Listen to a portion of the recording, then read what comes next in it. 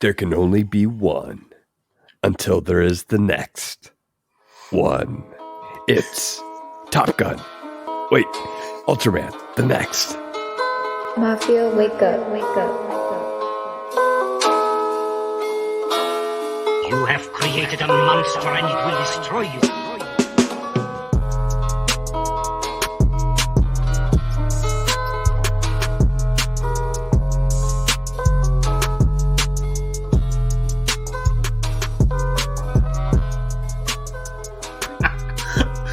Wow, wow.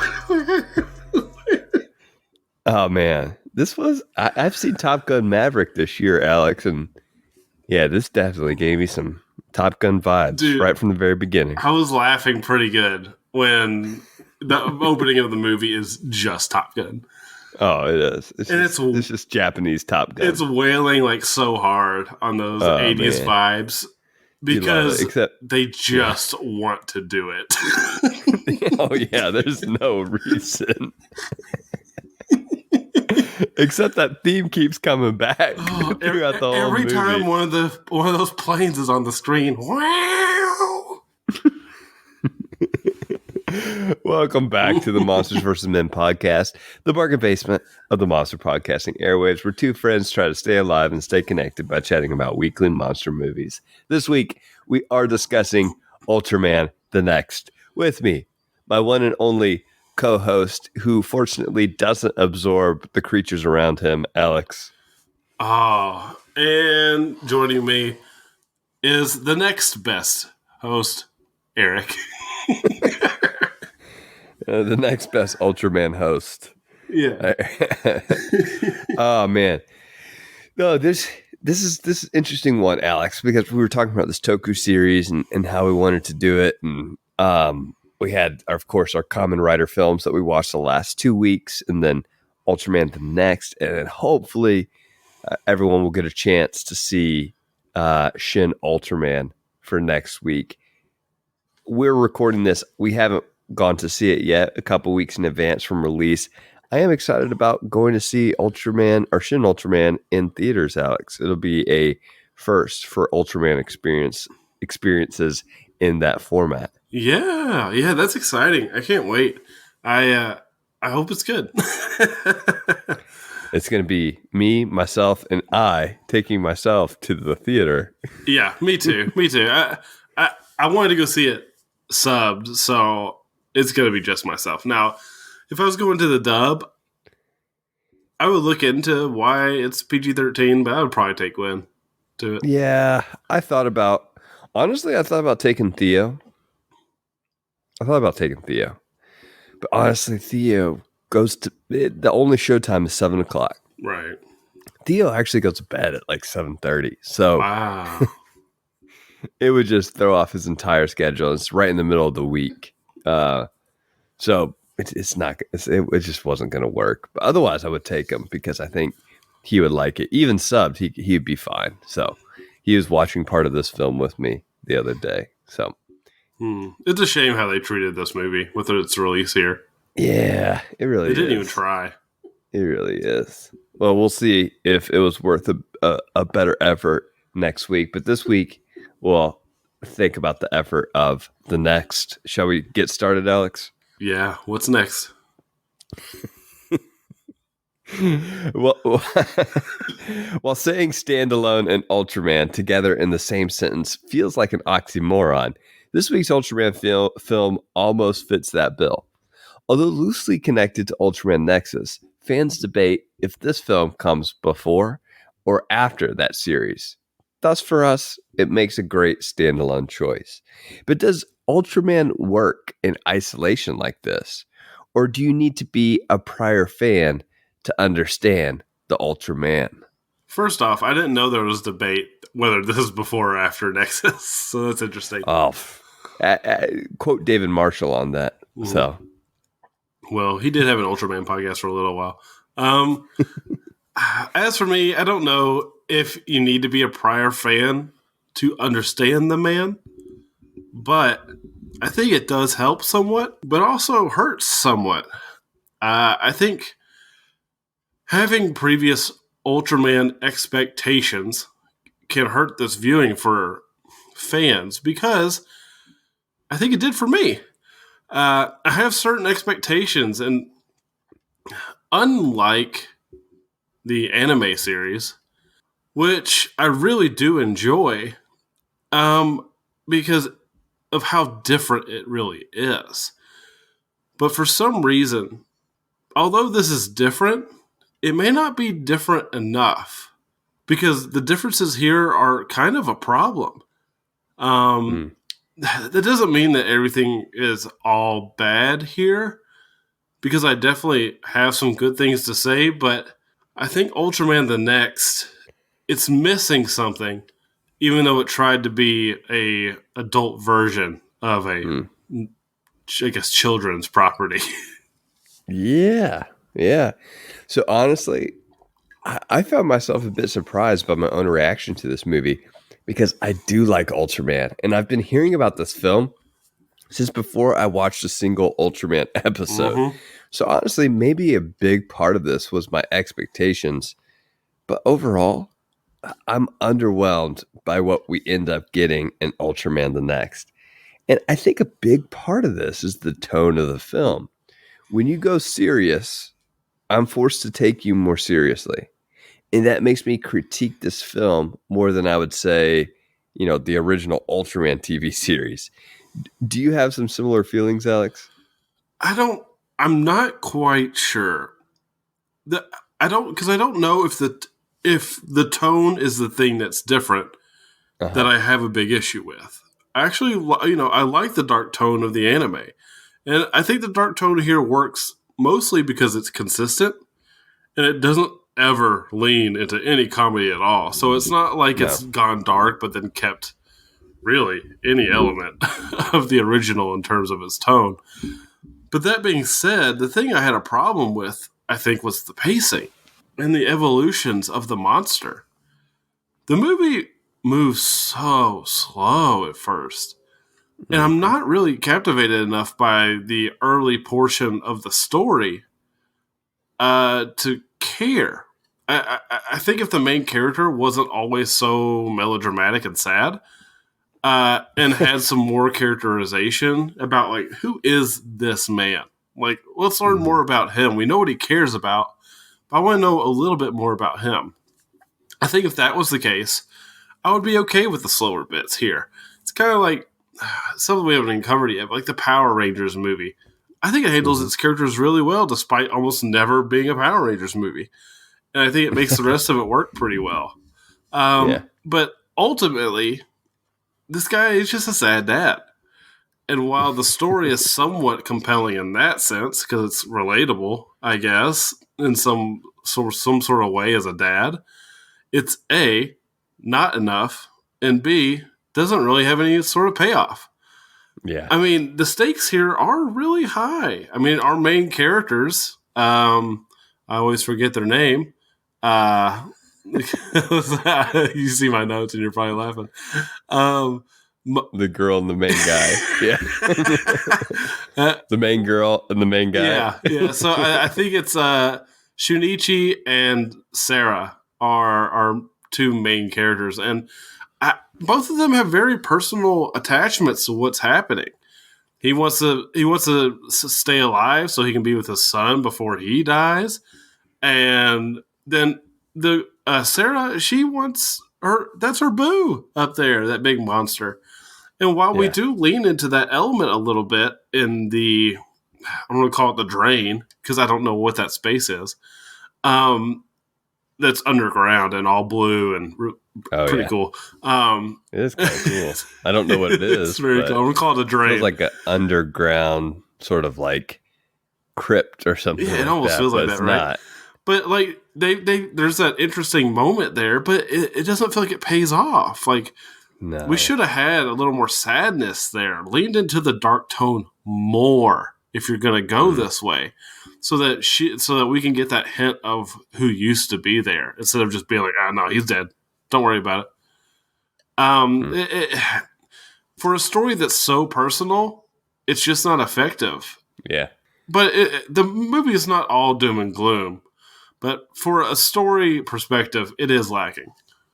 Yeah, I wasn't even going to get into the story that much, honestly. But you're exactly right. Even even the ending of the story with our characters and the revival of the main character who thinks he's going to die, Uh-huh. Maki, who thinks he's going to die, and and his relationship with his son, who is supposed to die, right, within the year, right? Who ends the film saying you can't wait to be a pilot? And you're like, oh, kid, like, Yeah, I gotta tell you but like, something, buddy. I don't quite. I just feel like there's so much missed potential there, right? Like we don't get this. It's for a film that is so melodramatic at times. We don't get that melodramatic ending that, like, somehow in this supernatural way, Ultraman, Maki, and his son are all healed, Yeah, right? or even just his son. And he Even dies. just his son, like he sacrifices himself for his son, right? There's just so much potential here, and yet, like, nothing changes. Exactly. Right? Like, except he gets out of the situation and spends some more time with his son, and his son, I guess, is still destined to die. So it's still sad. Yeah. But I wasn't going to comment on the story, actually. I'm actually going to talk about some other critiques that I have, which, first of all, there's just far too little Ultraman in this movie. You mentioned the Power Rangers movie, which isn't necessarily a Power Rangers movie. Here, I don't know how much we can call it an Ultraman movie, right? He doesn't show up until 40 minutes into the film. And at that point, he stays for about 4 minutes and then disappears again for the next 25 minutes before showing up for the final 15. So a 90-minute Ultraman movie needs more than 20 minutes of Ultraman, right? It just does. Right? You need more than 20 minutes of Ultraman in a 90-minute movie about Ultraman. Second, we need an SSSP or any sort of team, really, to have just a hint of that Ultraman-like feel. Without it, we get something that feels more like Kamen Rider. And what we watched the past 2 weeks, which we enjoyed, it's just more like that than it is Ultraman. I had the same thought while I was watching this. I was like, this feels more like Kamen Rider. It is. Third, I had a harder time than I thought, and this maybe does go into the story. I had a harder time than I thought I would have in investing in the human characters here. They just felt a bit mechanical for me, which is weird because they hit all the emotional pieces, or all the emotional pieces they didn't hit, but all the emotional pieces were put into place for me to like these characters. It's like there was all the things, like all the tropes possible for me to have that emotional connection. And yet, because it had all those things, it felt a little bit mechanical. Maybe it comes down as all of this together, the attempt to go more, quote, mature with this Ultraman style. It might achieve that, but does it work? Probably not for me, if I'm being honest. Yeah. I mean, a lot of that goes to, I think, maybe Ultraman has a history of interesting main protagonists, I would say. Maybe not so much the original Ultraman show.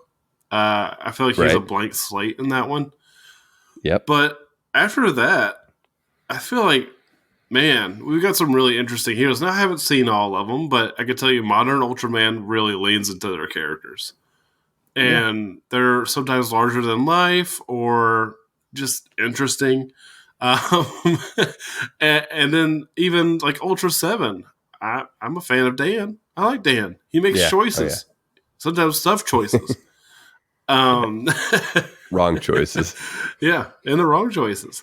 And I really like that. And here he's kind of flat. He's kind of flat. And I don't know if you need a flat character for a movie like this. But I did say I would get to some positive things. We're really harping on this movie more than I intended. But I do think some of the effects are great that are not CGI. And once we get the Toku, it is pretty awesome. And there are some set pieces here that are just so great. So I'm hoping that watching Nexus will help. which I plan to do soon. And it's going to kind of like maybe inform me more about this show and this movie, but it sounds like it doesn't if people can't even determine timeline. I do love mature Ultraman. Like I said, I am a big fan of the anime series, so I do think that there is a place for it for sure. I'm not quite as against its maturity, I guess, as you are. But that being said, it has to do things the right way. And a lot of the film doesn't do things the right way, but its effects it does do in mostly the right way. I do like the main monster and its many iterations. I don't like its CG when it transforms, but it does look good overall. But what's a shame is that when it does evolve, I don't think it changes enough. I feel like it's just a slight, aside from the first to second change, I feel like it's just a slight iteration. And the real shame here is that the new abilities it gains are almost inconsequential, except for it gets bigger, and then at one point it does learn to fly when it finally gets a new ability. As for Ultraman, small Ultraman looks phenomenal. I love that his head is like roughly sculpted. It almost reminded me of the OG first Ultraman suit, but much better. That's cool. That's a good comparison. And I love the armor style of it. It's just so rugged and cool and different. I think he just looks so great when he's small. But then he gets to his bigger version, and it is much cleaner. Everything's smoothed out. It's like at that production value you would imagine from a more modern Ultraman. But I think it actually looks a little weak comparatively. That being said, the action involving Ultraman is pretty good, though. But the standout moments aren't what you would expect from an Ultraman movie. It's not the big buildings outside getting knocked through them and all that. No, it's things that we don't ever see. It's the interior brawls. The moments that really feel fresh. These are the moments that feel fresh and inspired. You know, when they're fighting in what I'm calling the drain or the crypt. It's so cool. It's tight. It's confined. It's not something we see. And it's just very cool. And then the first fight is in that little dome area. It's like an arena. It's just so refreshing and cool. I almost wish we got some more of these moments, because once we go outside, somehow Ultraman becomes a little less interesting as a film, because we're just going to go fly and be CG the rest of the time. Other moments that I did like, we already touched on it. The Top Gun notes I actually really enjoyed, even though it did not belong in the movie. I just thought it was funny. And I did like when the humans joined in the final battle with Top Gun music backing them.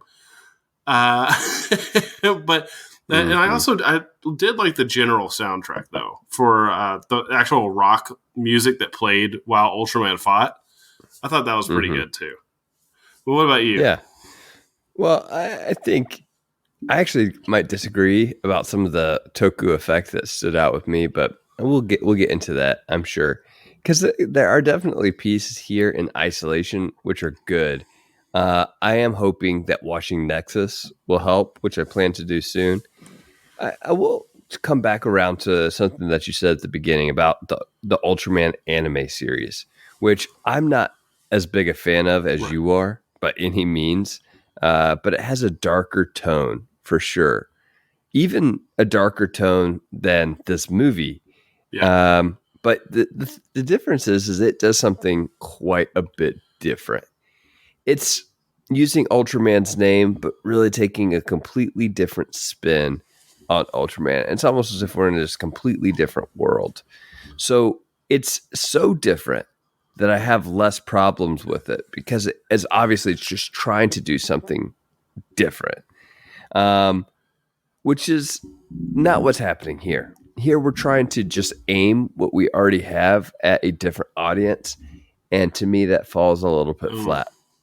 Now I'll be curious though to know what others, and maybe some listeners, that this is their first exposure to Ultraman.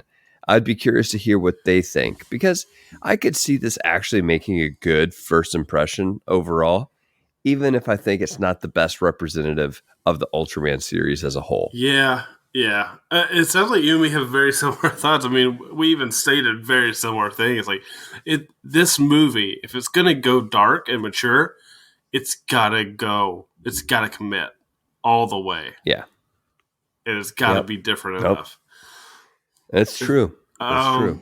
But yeah, I want to know people's opinions on this. We'll get some people to write in. Love this movie, and we'll talk about it next week. People love this movie, man. Yeah, people love it. Do they? They do. Yeah. Yes. It's interesting. I wonder if they've ever seen any other movies. There's another bad review. I'm sorry. I'm just kidding, everybody. Speaking of other movies, on MVM Plus today, we give our impressions of 2 trailers that were just released for us. We had the Renfield trailer, which ties into our Universal series that we completed last year. And we also talk about the Evil Dead Rise trailer, which, though I'm not an Evil Dead fan, definitely caught my attention. And then we talked about the movies from 2022 that we've caught up with since we did our top 5 list.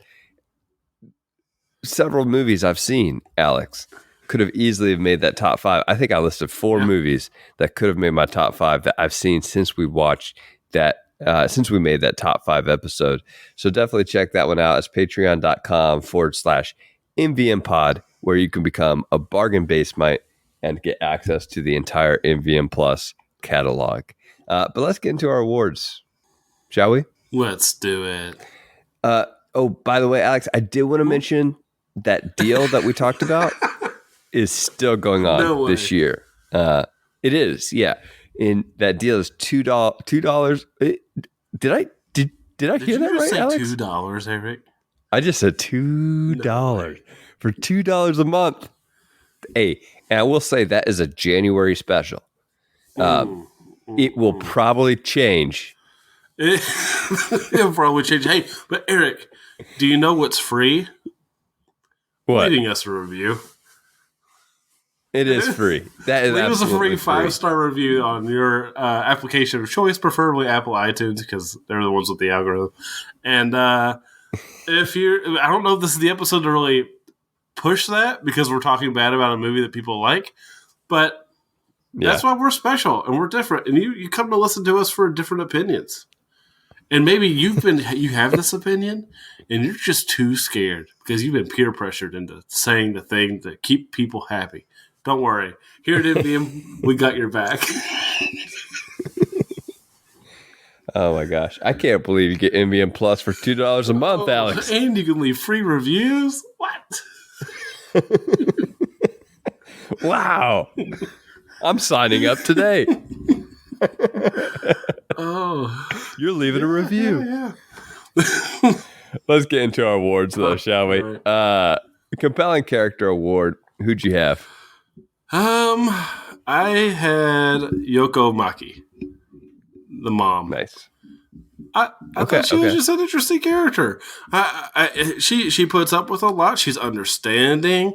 She sends her husband off with a smile because she worries about it, because she may never see him again.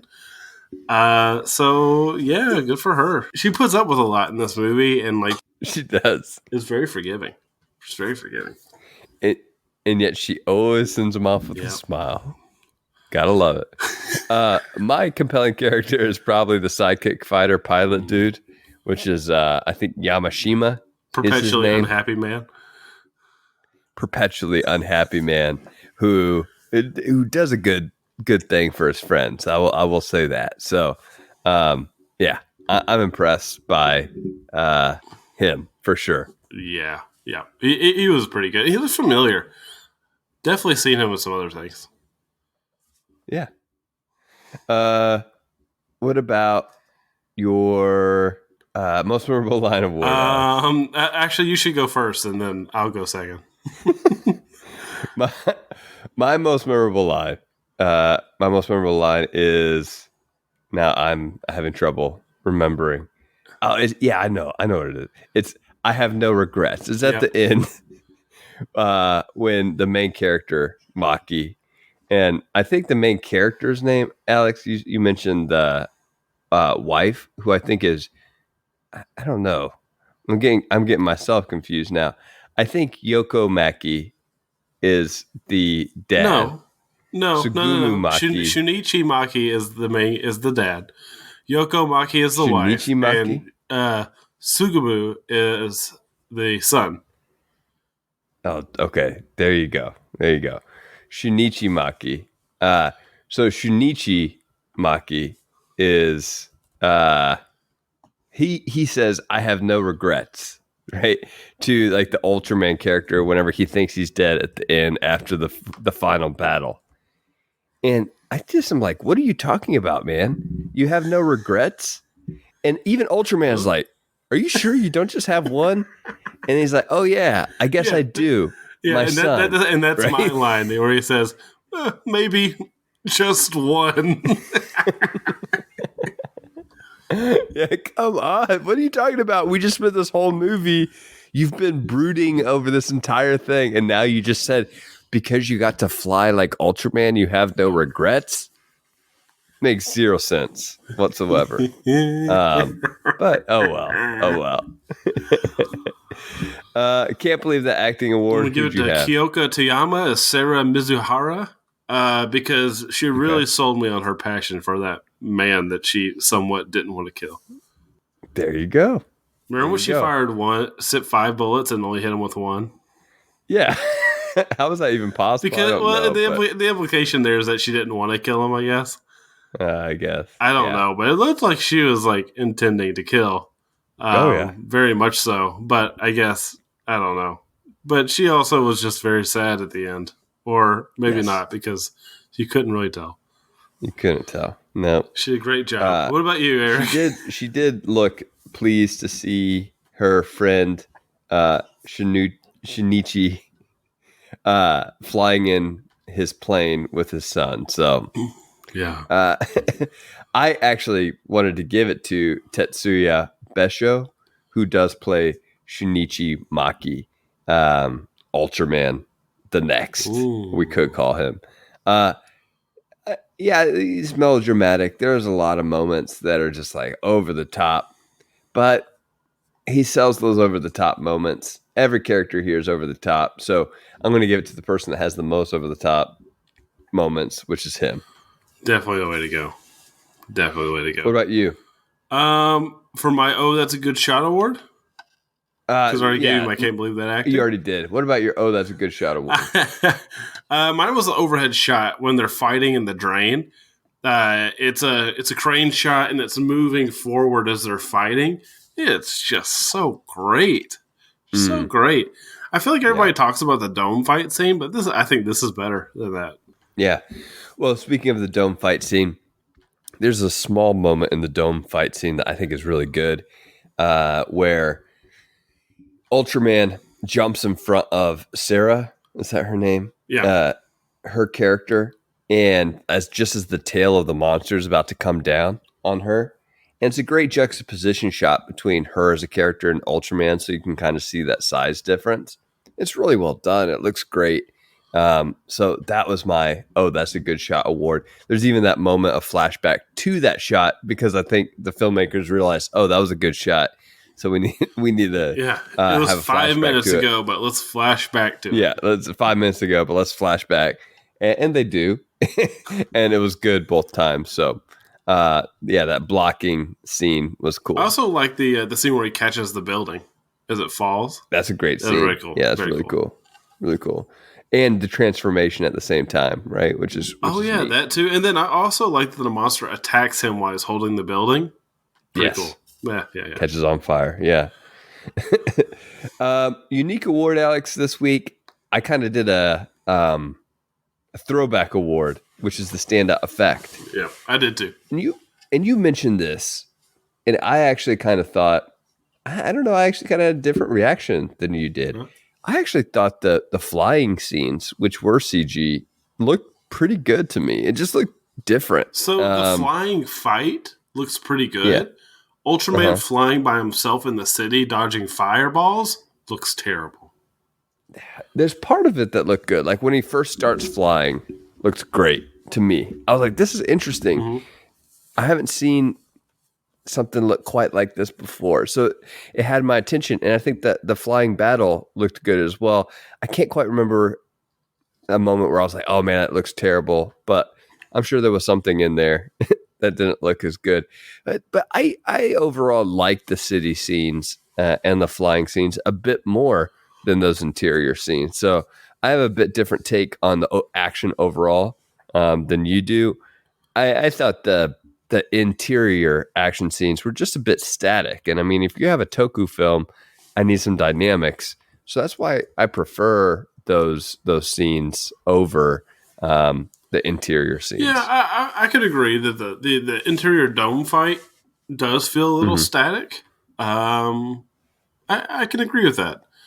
It just makes me think like I don't. It doesn't sell me on their size, which I want a Toku film to do. Well, you know what stood out to me, Eric, for my standout effect?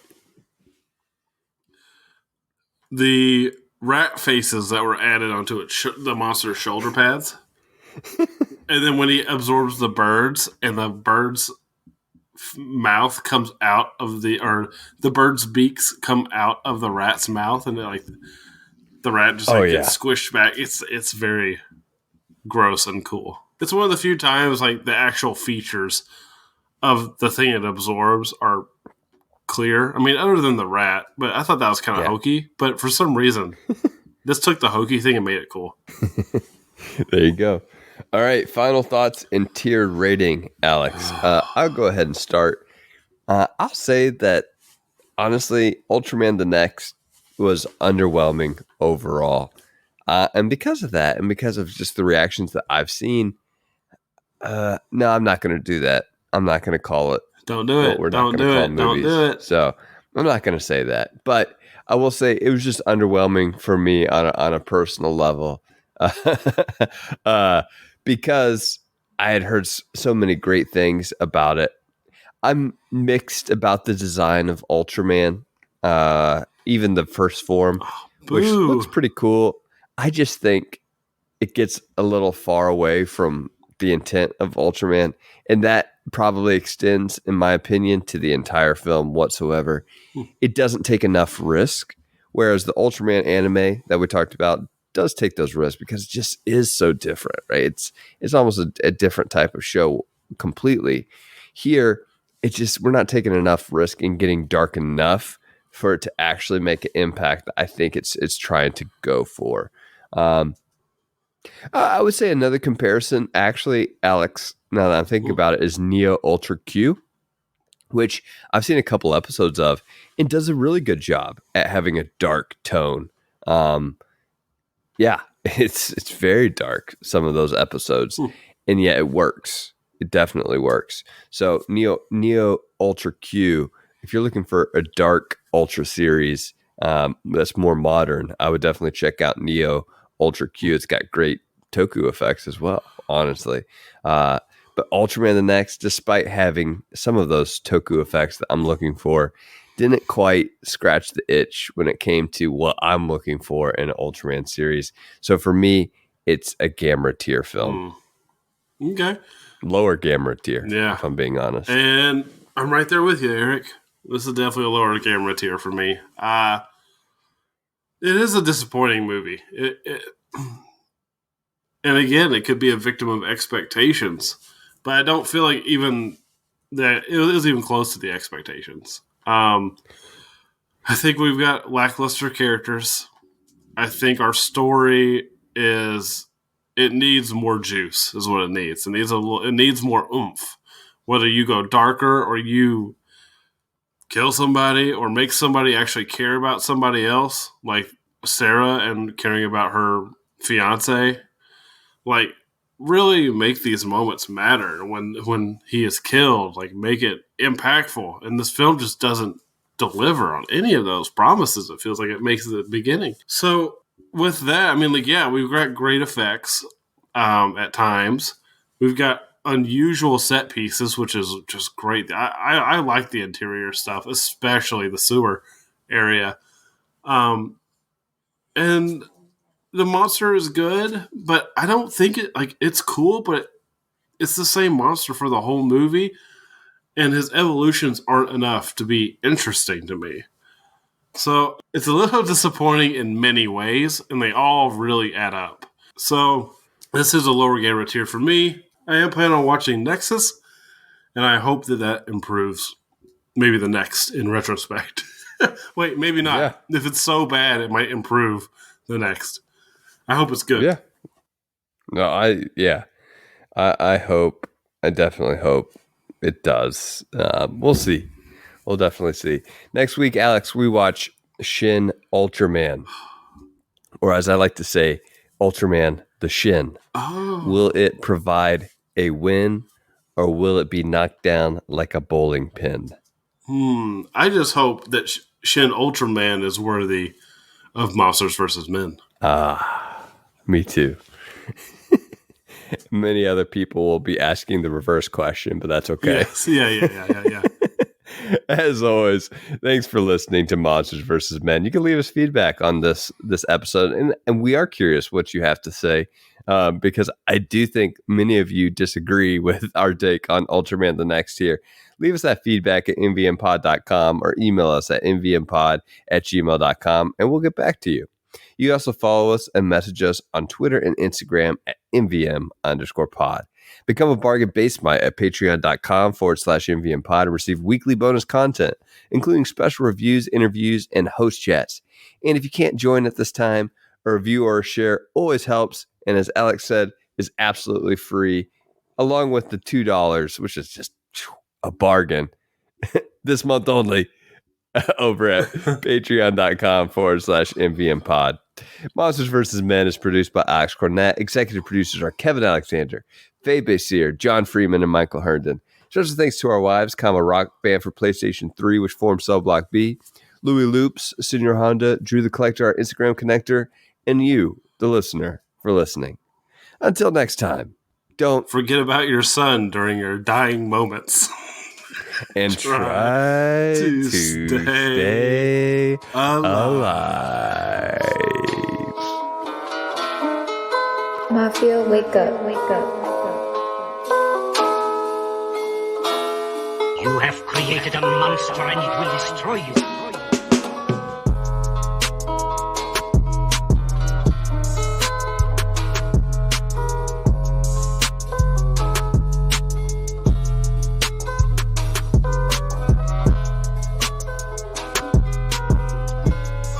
Ultraman's like, are you sure? Yeah. Ultraman's like, are you sure you don't have any regrets, man? I've been listening to you cry about your son for 3 days. I've been in this movie for about 15 minutes, and all 15 minutes of this movie, you've been crying about your son. I like this voice we've given Ultraman.